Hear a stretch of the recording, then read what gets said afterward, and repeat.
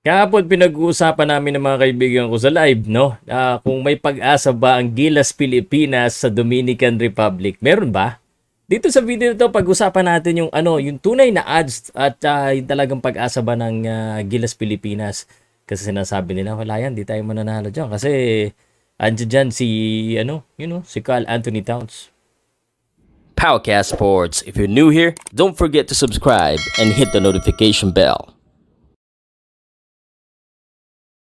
I'm presented now by Sports Plus, no? Para masabi ko lang sa inyo. Pero, ito po, no?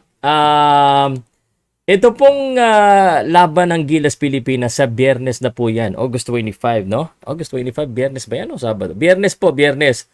At syempre, kagulo na tayo. Naghihintay nga. Actually, kakalabas lang nung Final 12 ng Gilas Pilipinas. At ngayon siguro naisip-isip natin, excited tayo lahat pero may pag-asa ba talaga tayong manalo? Sabi nila Angola daw, kaya daw natin. At ang pinakamahalaga daw, ito daw laban sa Dominican Republic kasi huwag na daw tayo umasa sa Italy. So kagahapon, yung mga kaibigan ko sabi, sir, may pag-asa tayo tsaka malaki ang role na nagagawin po ng fans kasi yung mga fans talagang sisigaw sila at kumbaga sabi nga nung may secret daw tapos may dasal. I think kailangan talaga natin ng dasal. Pero if we look at it really, kaya ba?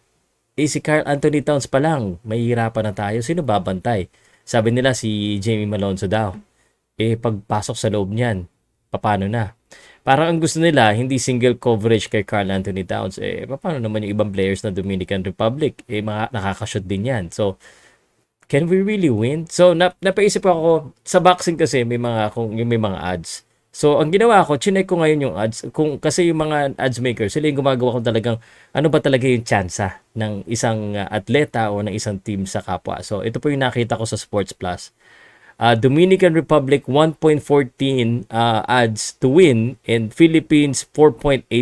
Ibig sabihin yan, pag Pilipinas ang pinili mo, 4.85 tapos may handicap pa natin. So, ibig sabihin nito, parang times 4 ang pag sa Pilipinas ka.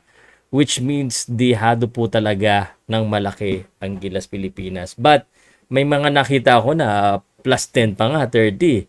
So, I think, sa aking palagay, mahihirapan talaga. If you ask me, parang mahirap manalo pero posible po. I think if we can cover itong si Carl Anthony Towns and if yung mga shooters natin at yung turnovers ay talagang hindi ganong kalala, sa tingin ko pwede namang manalo. Plus, malaki pa ang malaki pa ang panalo. Suporta pa sa Pilipinas. So, in any case as well, I wanna tell you that I'll be doing a live commentary August 25, 8 p.m., 2 days from now. Hindi po yan yung live talk ha, hindi po ako nagla-live talk. Ano lang po yan, yung kumbaga discussion, reaction, and opinion nyo sa habang nangyayari po yung laban. So, yun po. Ano sa tingin nyo? Kaya ba natin manalo sa ipa nila pag nanalo daw tayo sa Dominican Republic? Tapos, Angola kaya natin Baka pumasok pa tayo sa next round.